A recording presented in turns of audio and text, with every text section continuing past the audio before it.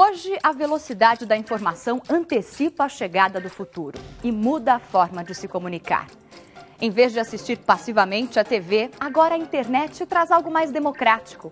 Blogs, Twitter, todo mundo pode ter um espaço no mundo virtual para trocar ideias, experiências ou só se divertir. Assim criamos o N-Blogs, um blog na televisão. Qualquer assunto cabe aqui. Um pouco de análise, humor, cultura e curiosidades, sem deixar de lado a informação. Com a participação de convidados e, claro, dos nossos blogueiros. Hoje, 8 de novembro de 2010, começa o N-Blogs. Faça parte dessa experiência.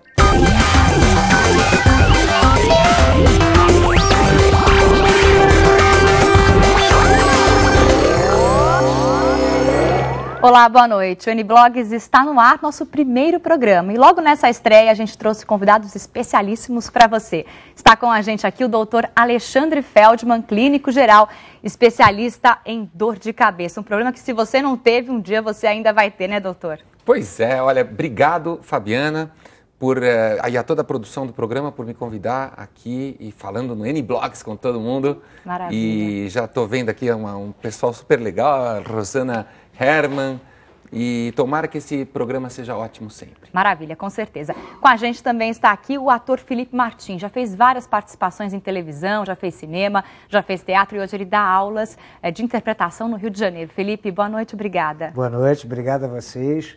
Boa sorte, bom trabalho. Maravilha. E também, para completar, com esse nome, N-Blogs, não dá para ser diferente, tem que ter um blogueiro aqui com a gente. Está com a gente aqui Rosana Herman, do portal R7, ela que tem um dos blogs mais atualizados do portal e fala de tecnologia. Rosana, obrigada pela participação. Obrigada a você. Eu quero dizer que eu blogo há 10 anos e todo mundo sempre dizia, você bloga patologicamente, você fica postando o tempo todo. Vocês acham que isso é doença, não? Ainda não. Ah, então tá bom. Isso é transmitir informação, passar informação para quem quer ler, né, Rosana? Pois é, entusiasmo, né? Gostar do que faz, a gente se apaixona. Acho que todo mundo aqui é apaixonado pelo que faz. Eu sou apaixonado. Imagino também que o Felipe Martins, essa pessoa tão querida, deve ser também apaixonado pelo que faz. Olha, pelo que faço e pelo Flamengo. Sempre tem que ter futebol no meio, né, Não gente? me fale de futebol, eu sou São Paulina. Pois é, sou corintiana e a gente está aqui no Balaio de Gato.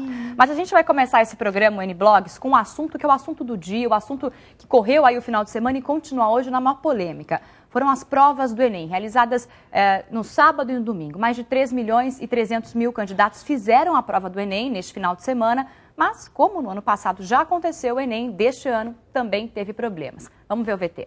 Foi uma série de erros. Nos 2 dias de provas, incidentes por todo o país. O mais grave foi noticiado por este jornal de Recife. Ainda no início da tarde de domingo, enquanto os alunos respondiam às questões, um jornalista divulgou via celular, de dentro de um local de prova, o tema da redação do Enem. Alguns estudantes também escreveram mensagens no Twitter enquanto faziam as provas. O MEC se apressou em informar aos internautas que todos estavam sendo monitorados e que poderiam ser processados. Dos mais de 4 milhões e 600 mil estudantes que se inscreveram, cerca de 1/3 não compareceu. Em todo o Brasil, a abstenção chegou a 29,2%. Alguns estados superaram a média nacional, como Bahia, Roraima e Distrito Federal, onde a ausência chegou perto dos 35%. Estava muito cansativo. Muito comprida a prova. Estava bastante cansativa, muitas questões com muitas contas, então o tempo foi curto. Assim. Cansativa a prova, mas no nível tranquilo para quem estudou o ano todo, né? Mas as confusões não pararam por aí. Quem foi fazer as provas se deparou ainda com questões repetidas em um mesmo caderno. Os cartões de resposta também continham erros. Os assuntos das provas foram identificados ao contrário da ordem das questões, o que induziu muitos estudantes a marcar as respostas erradas. A divulgação do tema da redação vai ser investigada pela Polícia Federal. Ao termos o conhecimento que tinha alguém no ambiente de prova utilizando esses aparelhos de comunicação, o que nós estamos fazendo é encaminhando a quem tem a competência de verificar, que é a Polícia Federal. No ano passado, a descoberta no dia do exame de que as questões tinham vazado obrigou o Ministério da Educação a refazer as provas, o que prejudicou os estudantes, já que algumas universidades desistiram de usar a nota do Enem nos vestibulares. Pois é, o Enem está dando muita dor de cabeça para os alunos e também para o Ministério da Educação, para o INPE, que estão revendo até a possibilidade de fazer novas provas.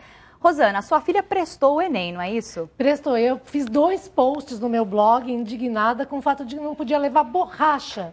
Por quê? Qual nem o mal relógio, da borracha? né? Nem relógio, nem lápis, nem borracha. Não entendi. Quer dizer, eles exigem que o aluno tenha uma excelência no comportamento, mas eles também não oferecem isso na prova, não é verdade? Fica uma situação totalmente descabida, né? Pois é.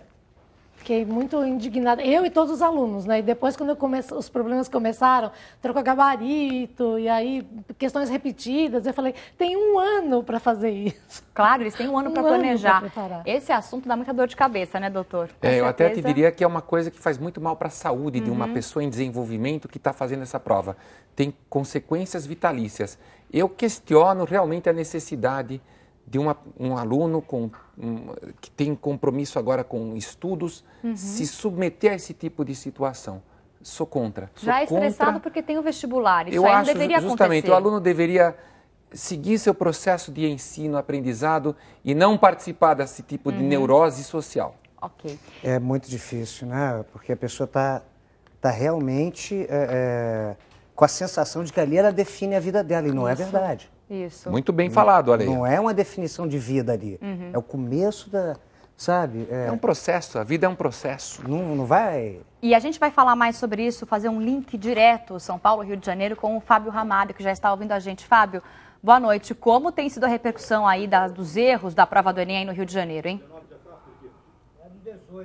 Olha, Fabiana, aqui no Rio de Janeiro a repercussão por parte dos alunos tem sido péssima, viu? Não é muito diferente do que acontece aí em São Paulo, não. A reclamação número 1 é justamente o que vocês estavam discutindo aí no estúdio, a questão do lápis, depois a questão da borracha, que a gente até apaga o assunto, mas olha, o pior de tudo isso é a questão aí dos alunos que reclamam do rascunho, a falta de rascunho, justamente para fazer a prova e muito cálculo. Só que isso é uma questão subjetiva, né? Rascunho é muito para uns, é pouco para outros espaços. Vem comigo, eu vou te mostrar aqui.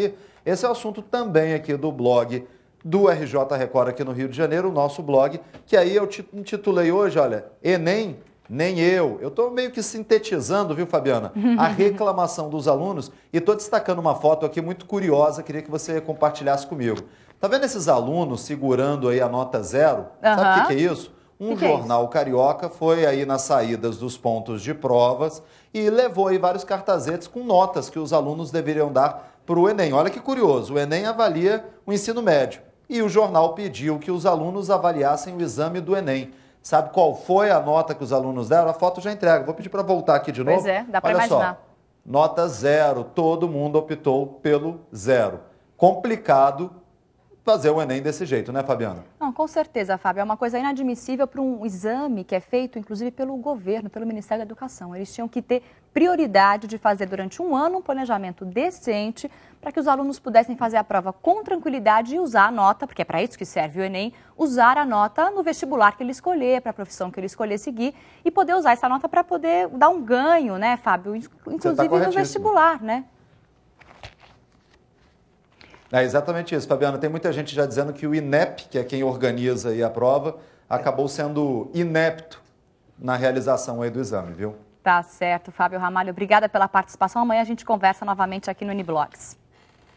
Fabiana, fora a distância, porque quando a gente vota, foi tão bacana a eleição, né? A eleição foi uma coisa bonita, porque você vota perto da sua casa, tem o domicílio eleitoral, né?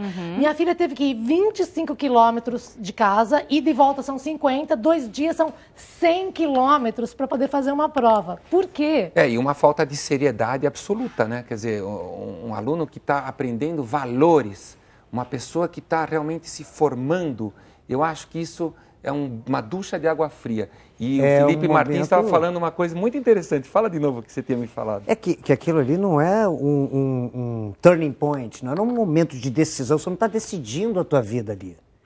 Né? Essa pressão, muitos... eu acho que, fora a questão lápis, borracha, distância, que são terríveis... E a tortura do tempo. Tem a questão da tortura do tempo por não ter relógio, a gente estava comentando. Você não sabe quanto tempo se passou, e isso é uma forma de tortura tradicionalíssima, muito usada, né? E fora isso, você chega lá e você fala assim, meu Deus, a minha vida se define aqui. Mas eu achei Os jovens isso têm que você isso, falou. né? Os jovens têm isso. E se você força claro, isso é bonito, é bom, Turning tem que point, ser... né? Que coisa linda, eu acho que a vida um ponto muda de virada. todo dia, Quando deixar as mãos também. Quando deixar as mãos. Não, e esse assunto, gente, é um assunto que vai render ainda muita dor de cabeça. Sobre dor de cabeça, a gente vai falar agora com o doutor Alexandre Feldman, que é especializado no assunto, né, doutor? Tem um site na internet, se você quiser consultar, www.enxaqueca.com.br. Doutor, eu começo com uma pergunta que é uma dúvida particular minha.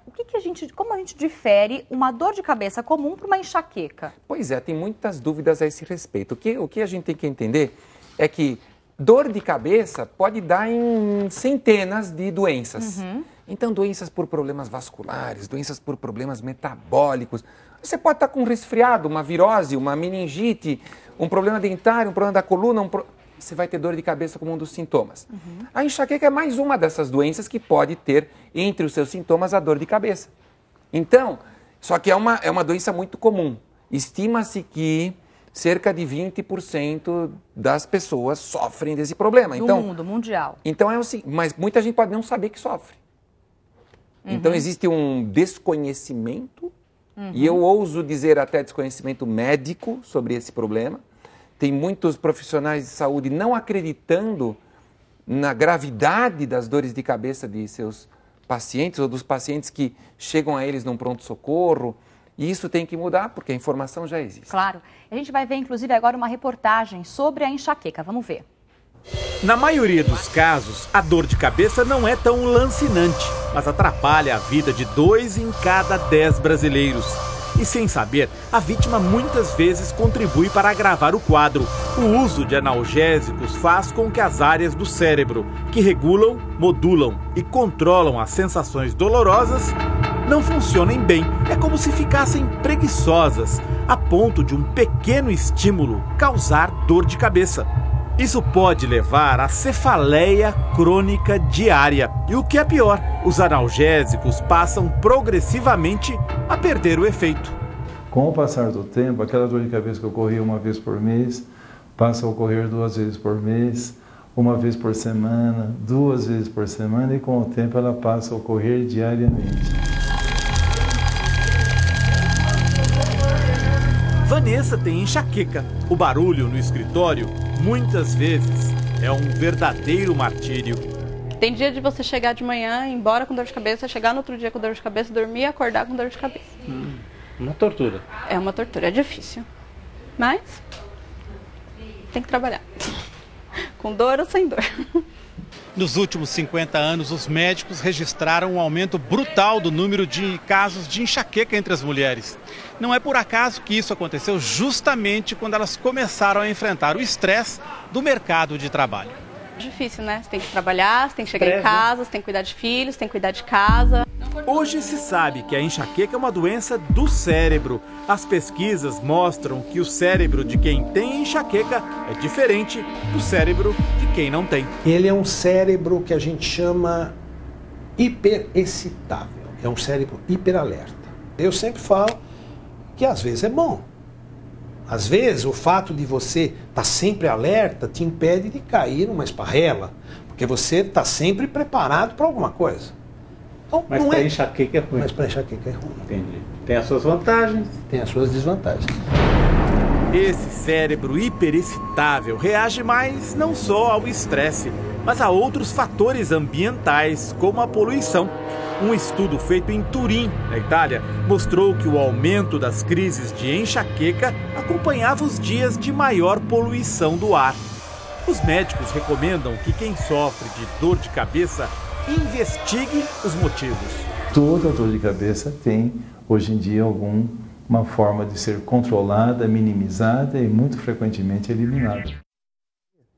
Pois é, e justamente tem gente que às vezes dorme e acorda com dor de cabeça, passa 3 dias, às vezes tem que ser levado até para o hospital, né, doutor? Com crises de enxaqueca, até com ânsia, né, com problemas, com enjoos, isso é comum na enxaqueca, na crise. E Fabiana, até o segmento que nós assistimos, muito bem feito realmente, mostrou que as pessoas às vezes elas estão com uma dor que não é tão forte. E aí você pensa que isso não é um problema. Claro que isso é um problema.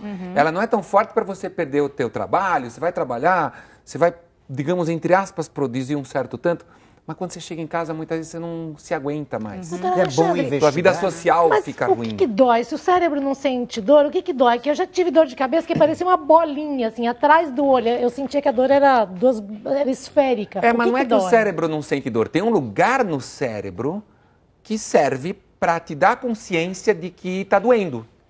Então, por exemplo, quando tem alguma coisa machucando, essa coisa que está machucando transmite um sinal através de neurônios em direção ao cérebro. E os neurônios encaminham essa informação. E que lugar? Um lugar no cérebro que percebe a dor. Então, a enxaqueca é uma dor sem a pessoa estar com alguma coisa machucando. O indivíduo faz toda uma série de exames. E não dá nada. Tomografia, ressonância magnética, não vê registro de nada. Outra coisa muito interessante que nós assistimos aí naquele segmento foi aquele comentário do grande professor Manuel Jacobsen falando sobre a dor diária. Uma coisa que às vezes a pessoa, eu vou tomar um analgésico aqui, um analgésico ali, e aí você acaba tendo uma dor de cabeça diária.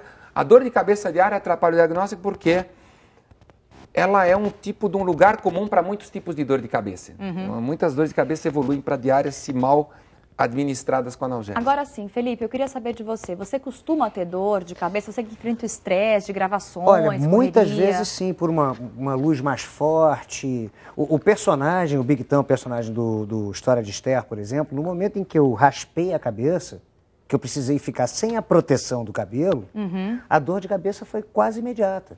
Quer dizer, você teve que raspar a cabeça por conta de um personagem na televisão e aí você sentiu uma sensibilidade maior na cabeça. Muito maior. Isso era muito maior. Eu tinha realmente a sensação de quase transparência. Nossa. Felipe, mas quando você fala assim, sensação de transparência, assim, é porque forte, né? parecia que a luz entrava pela cabeça. Então, mas a gente, no vulgar, né, a gente fala assim, nossa, isso aqui vai me dar uma dor de cabeça, significa muitos problemas. Qual que é a relação de muitos problemas? Você fala assim, nossa, tô com uma cachorrinha nova, gente, ela vai me dar dor de cabeça, o filho tá dando dor de cabeça.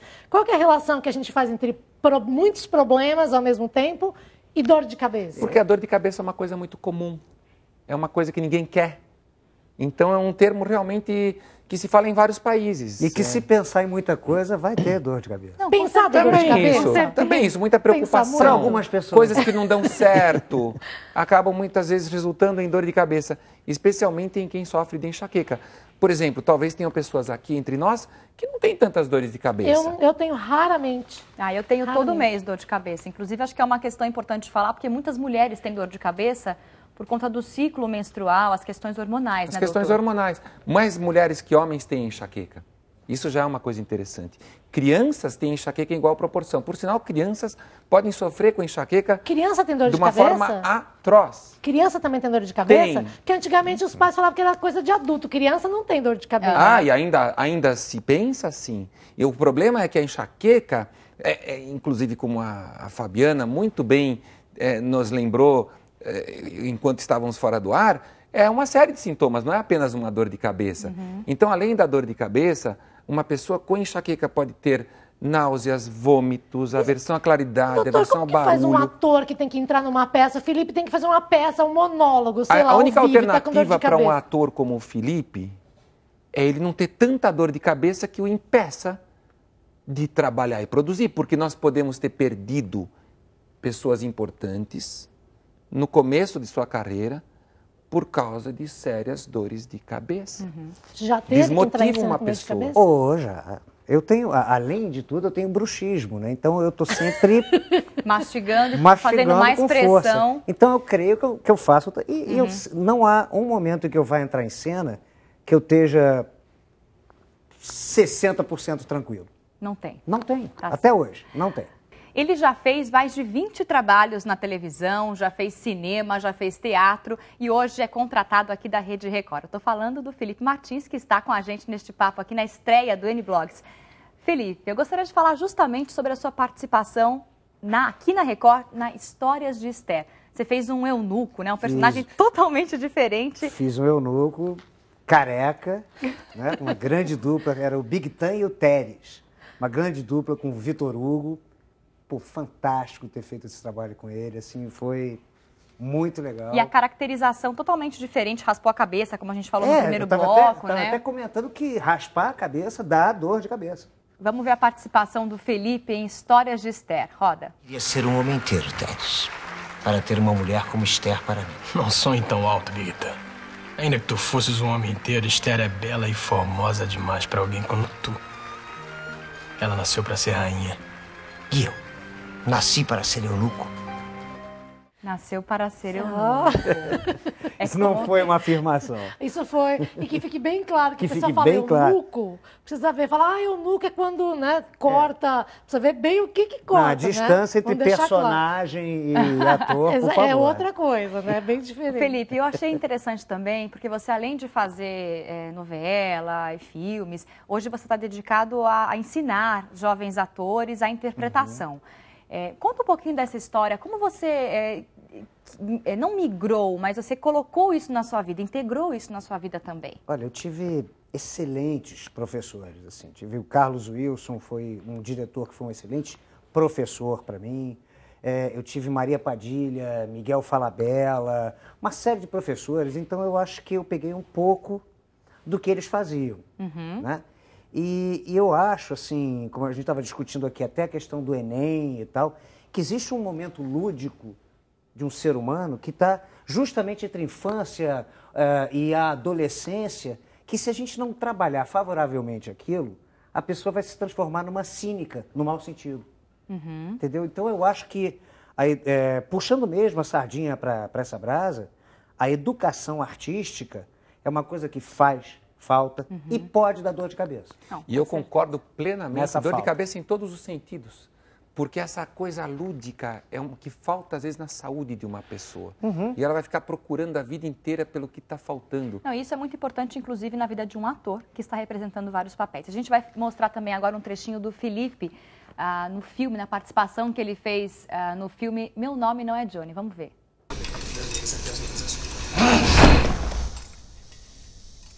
É novata?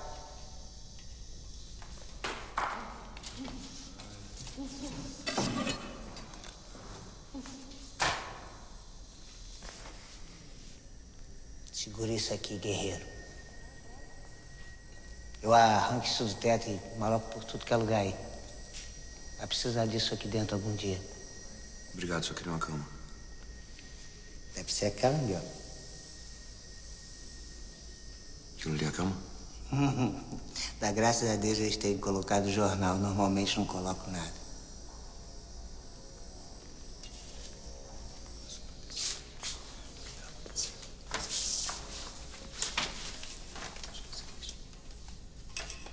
Aqui dentro só tem louco.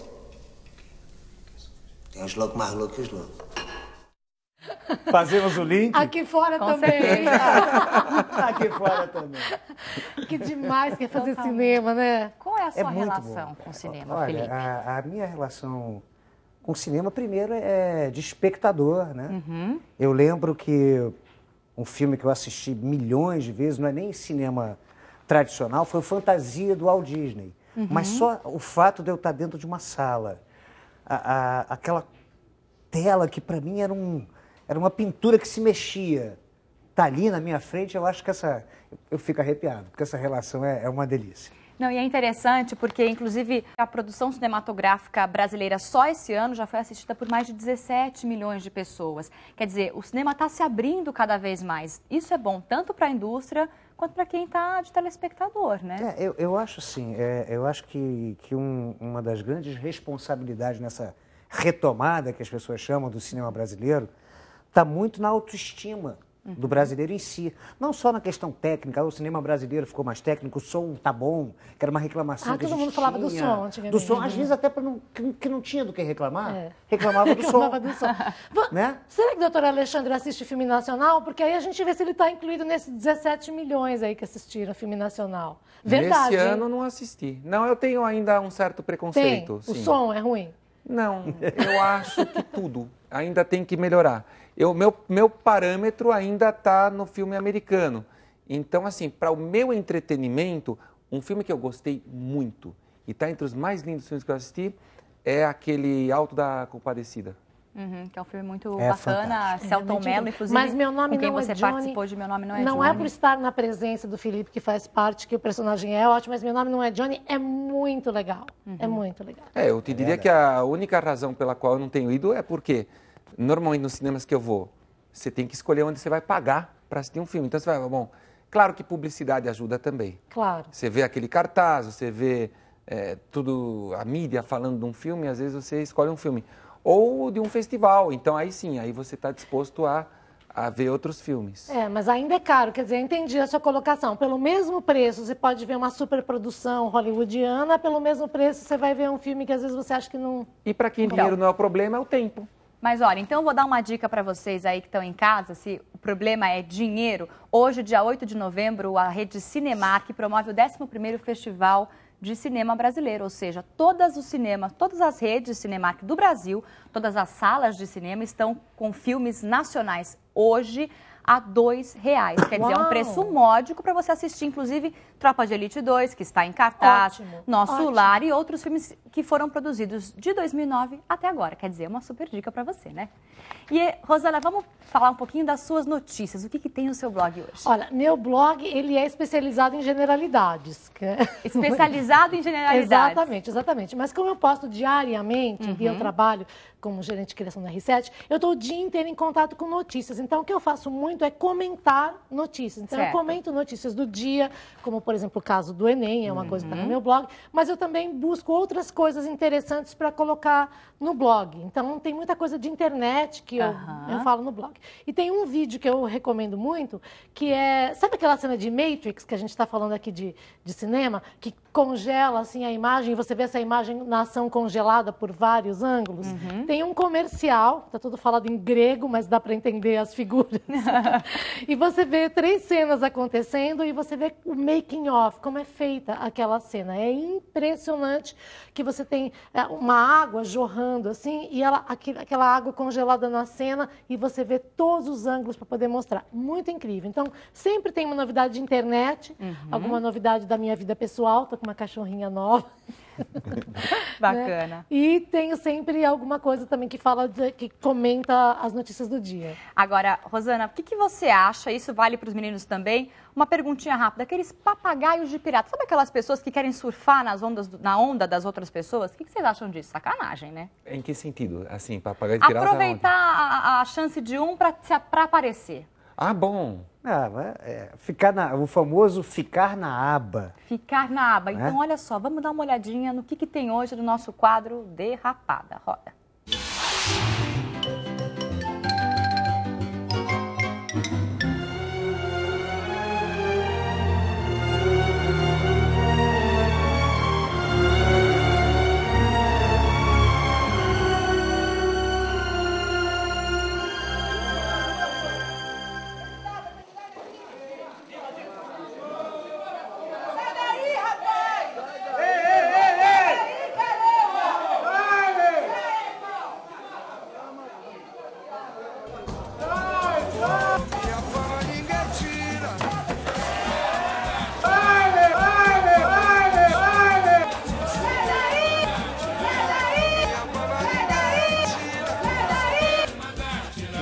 Zé Mané.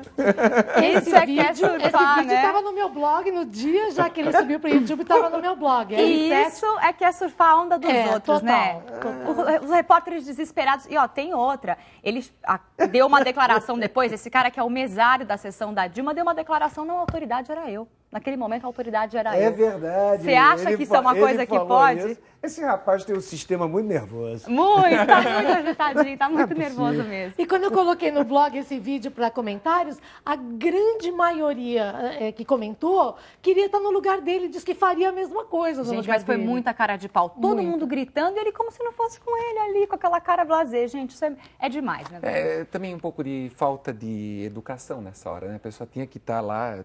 Eu acho que foi uma coisa totalmente planejada, né? A palavra já diz mesário, é para ficar na mesa. Não sei se acho que faz sentido. Mesário, utilizar a mesa, ficar atrás da mesa. Então, no dia 2 de novembro, eu subi, quem quiser ver no blog, r7.com/Rosana, tem o vídeo lá do Mesário Aparecido. Mesário Aparecido, maravilha. Então, gente, o N-Blogs de hoje fica por aqui. A conversa está muito boa, mas o nosso tempo terminou. Agradeço a participação do Felipe Martins, da nossa blogueira Rosana Herman e também do doutor Alexandre Feldman. Obrigado. E amanhã, uma galera que resolveu levar para os palcos o drama de muitos jovens. A gente vai falar aqui sobre bullying. E se você quiser participar do programa, mande sugestões para o e-mail do N-Blogs ou siga o programa pelo Twitter, twitter.com/NBlogsTV. Tchau, até amanhã.